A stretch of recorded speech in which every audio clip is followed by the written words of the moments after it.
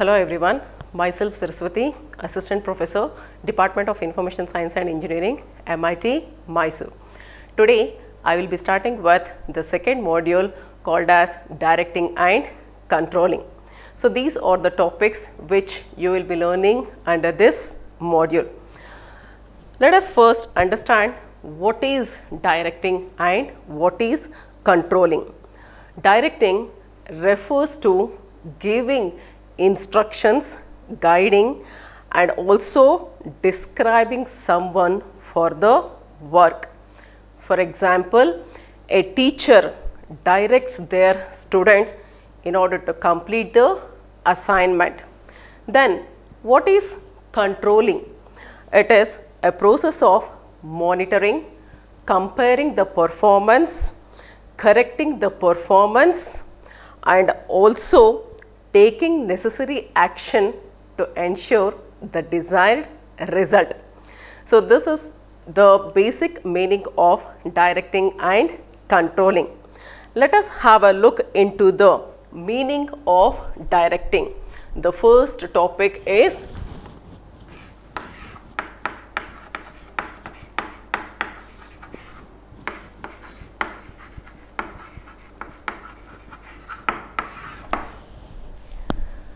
meaning of directing. It means it is going to describe how to do the work. If the work has not been described to the employees in the organization, then they will not be knowing how to start the work. So hence direction gives the way, the path, instruction. Managers are going to guide, motivate the subordinates, right? So henceforth directing is going to play a very important role in all the organization. Directing is an important or vital function of management. As we all know that there are 5 managerial functions, that is planning, organizing, staffing, directing and controlling. Directing is an important managerial function. When the action is taken place in the organization, it needs to be implemented in a proper manner. Otherwise, it is of no use. Proper implementation can be done via directing. Without directing, controlling will not arise at all. So whatever the planning, organizing and staffing, which are the preparation for the work performance, is of no use. Henceforth, it can also be called as management in action. Effective direction needs to be given by the supervisor to the subordinates, and all the subordinates must receive the direction from the manager. It is going to have some different elements. Before moving into the elements of direction, there are different definitions which has been given by many authors. It says that it may be defined as a function of management which is related with instructing, guiding, inspiring the human factor, that is nothing but the employees in the organization, in order to achieve the organizational mission and objectives. Another definition says that it is a complex function that includes all those activities which are designed to encourage subordinates to work effectively and efficiently for both short and longer period of terms.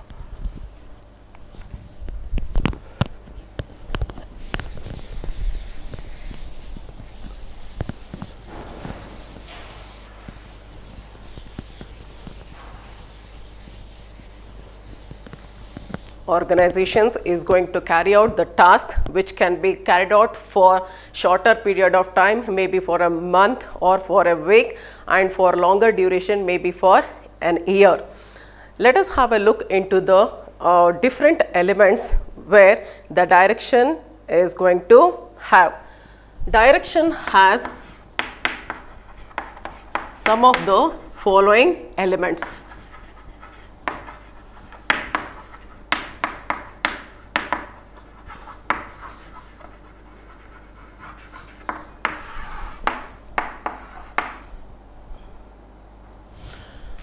There are 4 different elements. First one is leadership.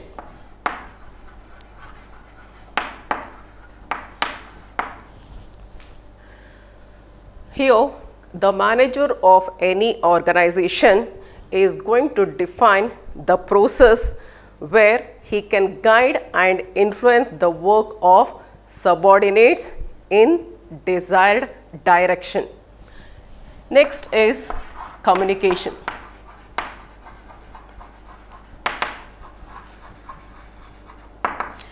It is nothing but passing the information from one person to another person in order to share the information or the orders or the experience or the opinions from one person to another person. It is desired for bridging the understanding between the people who will be working in the organization. Next one is motivation.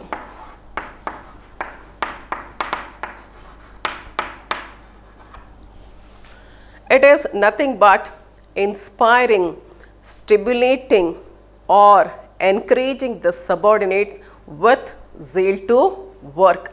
Here, positive, negative, monetary and non-monetary incentives can be used for the purpose. It means that if in the organization, if the employees are going to carry out the work completely, they can be hired to the next project also. It means that they can be given a chance to work in another project also. If they are going to complete the work which has been assigned to them within the deadline, then it may be possible to give the incentives to those employees, or sometimes they may be motivated by saying that you can get the promotion to the next level if you complete the present work within the deadline. So, this kind of motivation is required in the organization to make the employees work in an efficient manner. And the last element is supervision.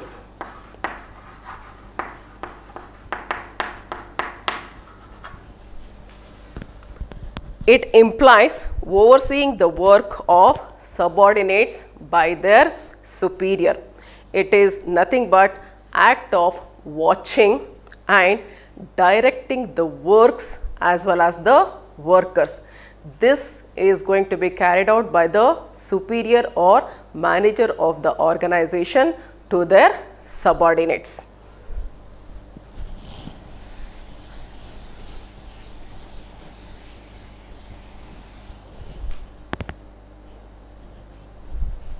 Let us move on to the next topic, that is nature or characteristics of direction.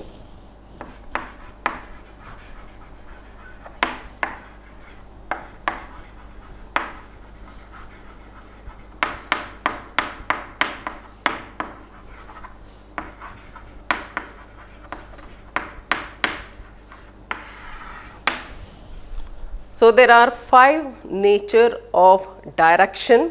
The first is, it is a dynamic function.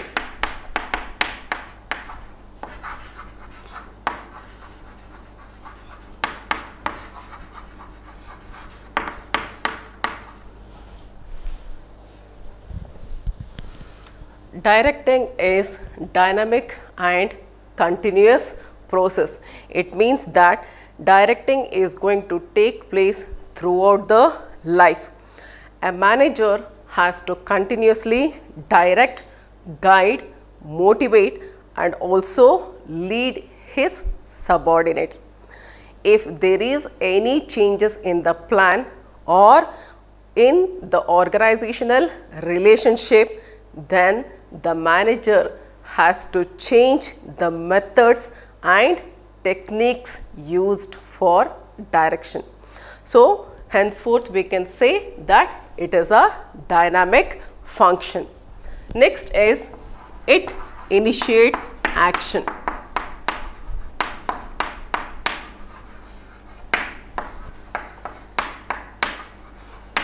It means that direction helps to start the work. Directing helps to initiate organized and planned action and ensures that effective performance by the subordinates towards the accomplishment of the group activities can be obtained. It is then or so regarded as management in action.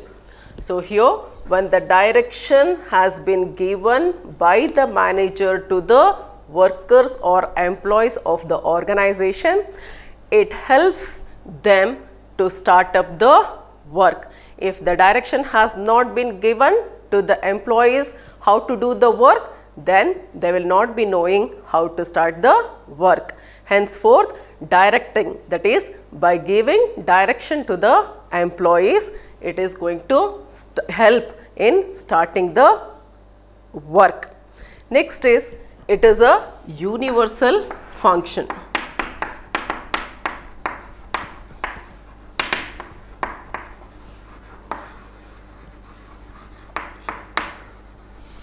It means that the function of directing will be carried out in all the organization at all the levels of organization.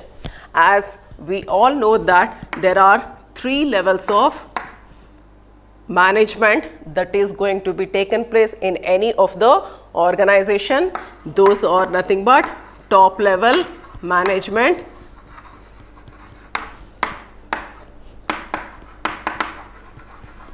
middle level management and lower level management.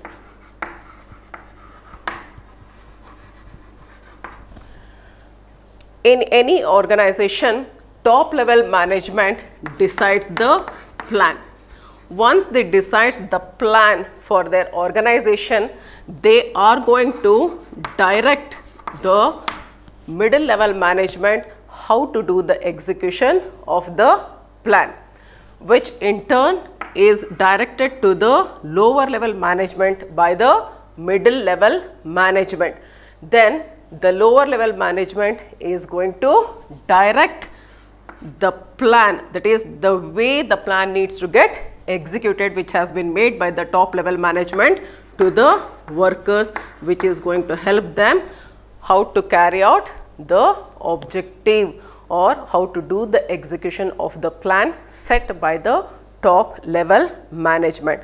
Henceforth, we can say that direction is the universal process where all the organizations are going to use this direction as one of the managerial functions.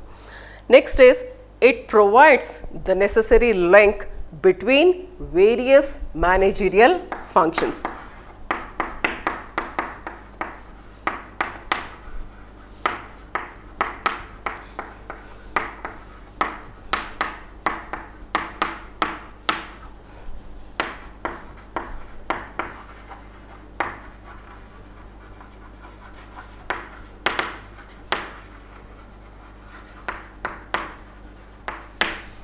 So, as I told, there are 5 managerial functions: planning, organizing, staffing, directing and controlling. So, this directing links to the various managerial functions like planning, organizing, staffing and controlling.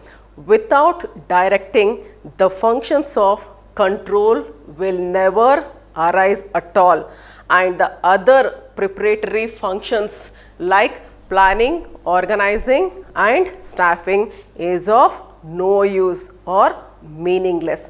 Henceforth, it is going to provide the necessary link between various managerial functions of the organization, which are nothing but planning, organizing, staffing, directing and controlling.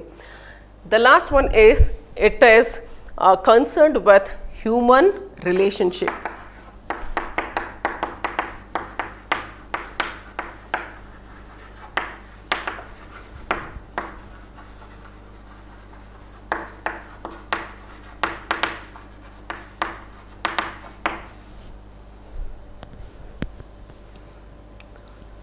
In direction, management function deals with relationship between the people who will be working in the organization.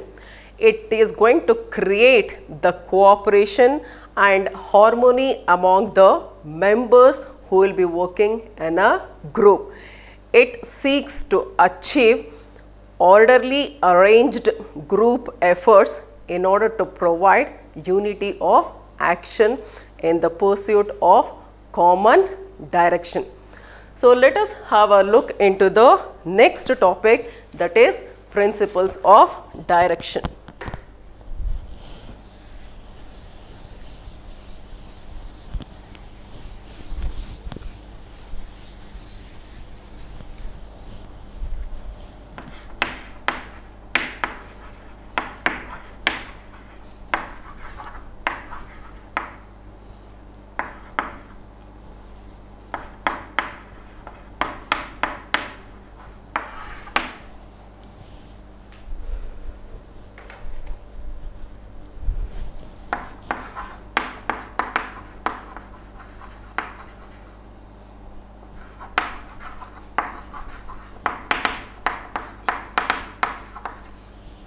First one is harmony of objectives. Individuals in any organization is going to join the institution or organization in order to satisfy their psychological and physiological needs, but they are expected to work for the achievement of the organizational goal. It is possible for the employees to work in a better manner if they think and feel that it is going to satisfy their personal goals. In any organization, there will be two different types of objectives we may find. One is individual objectives, where every employees or workers will be having. Another objective is the organizational objectives. So, here every manager of the organization along with the worker needs to concentrate to carry out the task which has been set by the organization. That is, every employees of the organization should carry out the work to complete the objectives of the organization, not to fulfill the objectives of the individual, as individuals are going to have both psychological and physiological needs. It is going to be fulfilled when they are going to work in a better manner to achieve the objectives of the organization. Next, unity of command or direction.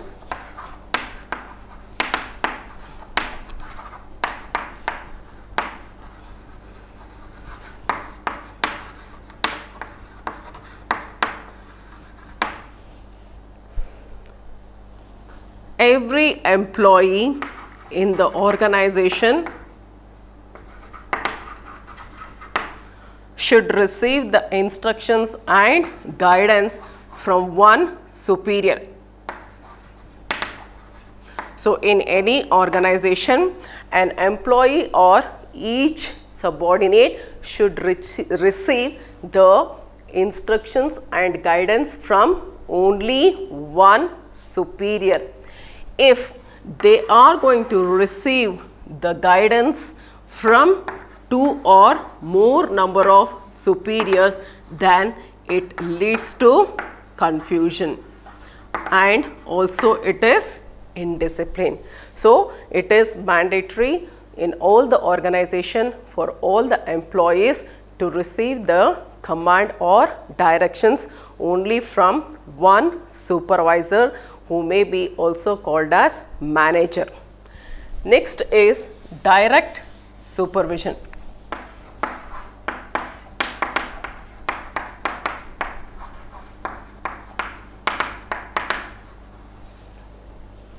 Direct supervision. Managers should have direct relationship with their subordinates. Face-to-face communication and personal touch with the subordinates should be made by the superior in order to ensure that successful direction is taking place. So let us move on to the next thing, that is effective communication. So here the superior must ensure that plans, policies, responsibilities and orders are fully understood by all the subordinates in the right direction. In order to have that particular information, manager has to make effective communication with their subordinates. And the last one is follow through.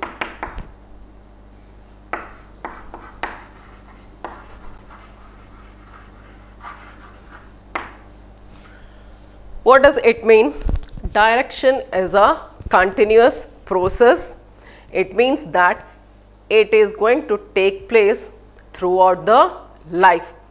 Following is very much necessary so that management should watch whether the subordinates are following the orders and whether they are facing any difficulties while performing the task, in order to understand the orders or instructions given by their superior. So these are the 5 different principles of direction, which are nothing but harmony of objectives, unity of command or direction, direct supervision, effective communication and follow through. Let us move on to the next topic, that is importance of direction.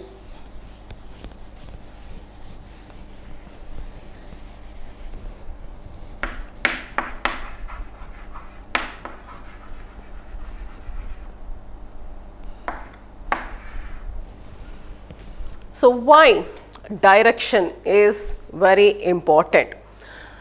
Because it helps to initiate action. Direction helps to initiate action.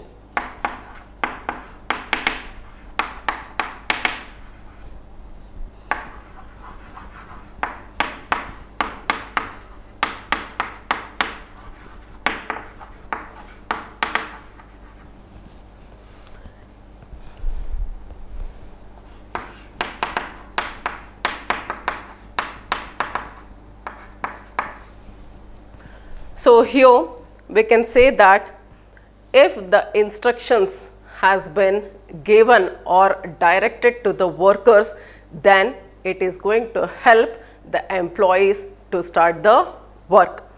If the direction has not been given by the manager to the employees, then they will not be knowing how to start the work. Henceforth, direction is going to help in order to start up the work. It also helps in achieving goals.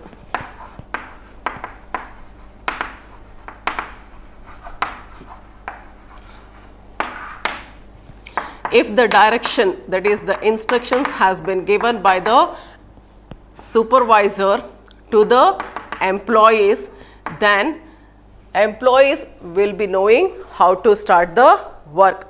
If they are going to follow, that is, employees are going to follow the instructions and the orders which is given by their manager in order to carry out the work, then it helps them to reach the goal.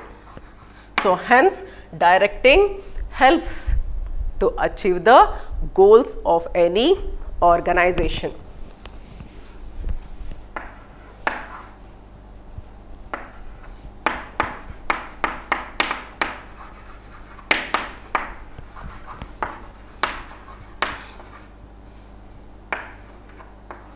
Motivates employees. If the direction from the superior has been given to the employees, then they are able to start up the work. If they are going to follow the instructions given by, if they are going to follow the instructions given by their manager in a proper manner, it leads to successfully complete the goals of the organization. When they are going to complete or reach the goals of the organization, then the employees are going to get motivated. If the direction or the instructions has not been given by the superior to the employees, then the employees will not be knowing how to start the work. They may use their own way to start up the work. So whatever the end result they are going to get is going to be wrong many times. In that particular situation, it is not possible for the employees to reach the objectives or goals of the organization. Hence, in this particular situation, they are demotivated.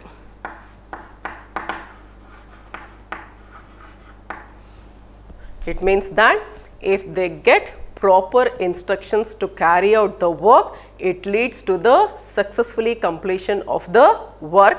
If they will not get the instructions from the supervisor in order to know the procedure how to carry out the work, then employees may use their own method to solve or to complete the task, which may end with wrong solution. It is going to demotivate them.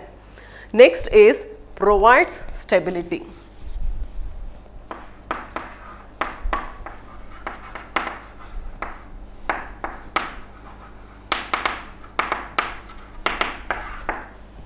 So no matter what are the different types of tasks which is going to be carried out by different team members within the organization, all are going to get the same rules, instructions and so on, which needs to be shared with the subordinates by their superiors. Hence, directing is going to provide the same instructions to all the employees of the organization, no matter in which particular project they are working for. Then it helps to coping up with changes.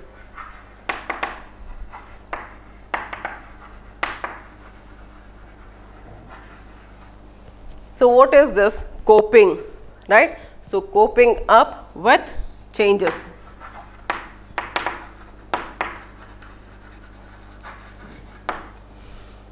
That is adjusting according to the changes in the environment. So in any business environment, there can be changes which might be happening in the environment.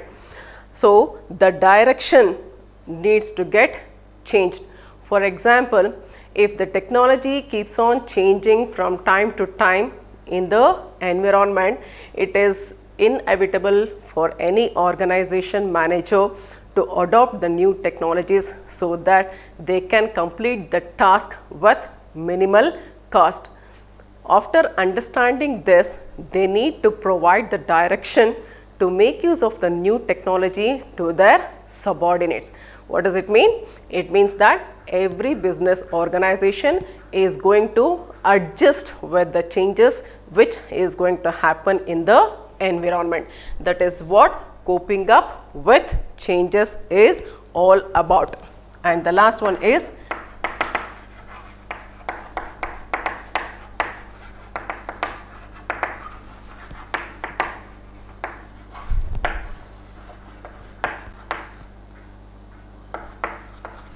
effective utilization of resources.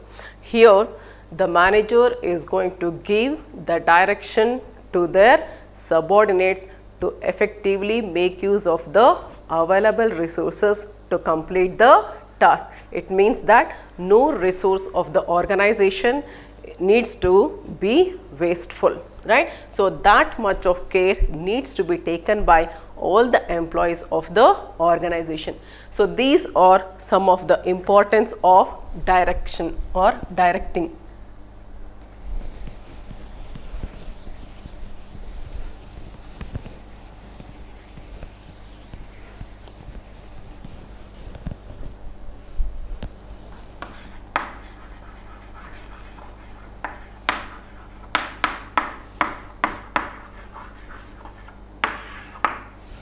Let us move on to the next topic called as let us move on to the next topic called as leadership styles. So first and foremost thing is you need to understand who is a leader and what is leadership, and then next move towards understanding leadership styles. So who is a leader? A leader is one who guides and directs other people. Then what is leadership? Leadership is the art or the process of encouraging the people to work with zeal and confidence. Then what is leadership styles? It is a manner and approach of providing direction, motivating plans, and also motivating people. Leadership style is the manner and approach of providing direction, implementing plans, and motivating people. So there are three types of leadership styles you will be learning in this hour. They are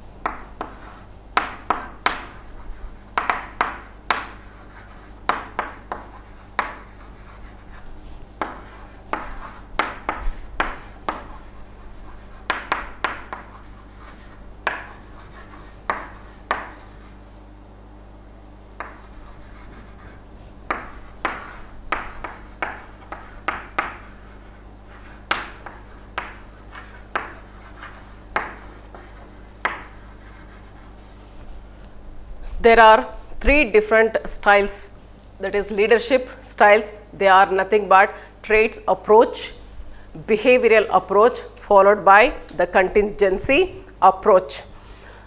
What is this trait approach is all about? Trait is basically a character that is going to deal with personal abilities, and it is going to be assumed as a God's gift. Abilities are going to be identified as mental ability and physical energy, emotional stability, then teaching capability, and social skills, technical competence, and so on. Early traits says that leadership is an innate, INNATE, instinctive quality that any people may either have or do not have. So we are moving out from the trait approach to learning, where we can actually learn how individuals can develop the leadership qualities among themselves and in others. The second one is behavioral approach.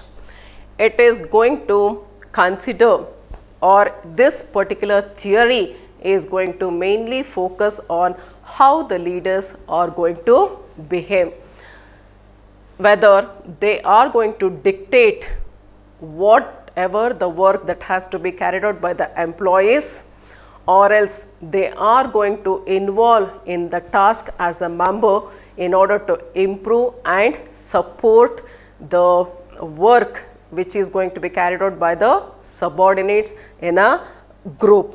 So, in the year 1930,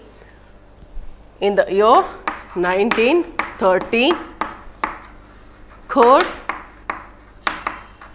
Lewin, K-U-R-T-L-E-W-I-N.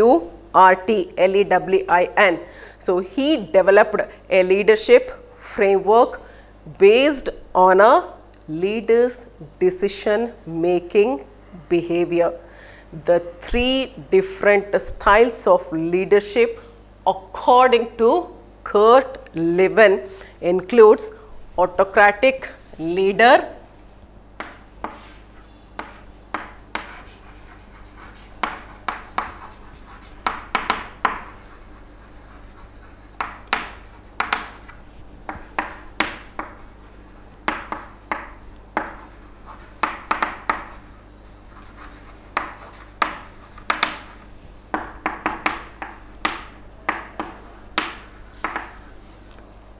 according to Kurt Lewin, there are three types of leadership. They are autocratic leadership, democratic leadership and free rein. So, what is the difference among these three? Autocratic leaders are the one who are going to make decision without consulting their teams. So, when there is no need to take the input from the team, this particular type of leadership is agreed, right? When there is no time to communicate or to get the input from the team members, then this type of leadership is agreed. So, here whatever the leader is going to take up the decision, that is going to get communicated to the team members. It means that whatever the leader is going to take the decision, right, that needs to be obeyed by the team members. Moving further, second one is democratic leaders. What is this democratic leaders is all about? So, here they are going to allow their teams to provide the input in order to take the decision. It is going means whatever the degree of inputs that is going to be taken by the leader differs from one leader to another leader, because they are going to receive n number of inputs from n number of subordinates. So, henceforth it is sometimes difficult to manage when there are lots of different ideas or inputs has been taken from the subordinates. Next is free rein leadership. So, here the leaders are not going to involve in decision making. They are going to give the complete freedom to the subordinates, right, because the leader thinks that their teams are capable and motivated, and henceforth they are not required to have close monitoring or supervision. So, henceforth the team itself can take the decision under free rein leaders. Last one is contingency approach. So, here the leaders or the managers are going to consult their team members in order to get the inputs to make the decision. Whatever the decision that has been made together with the leader and his or her team, here the leader is going to be held responsible for the decision which has been made, right. So, I will stop at this point of time. Hope all of you have understood the topics, right. In the next class, I will be continuing with motivation theories. Thank you.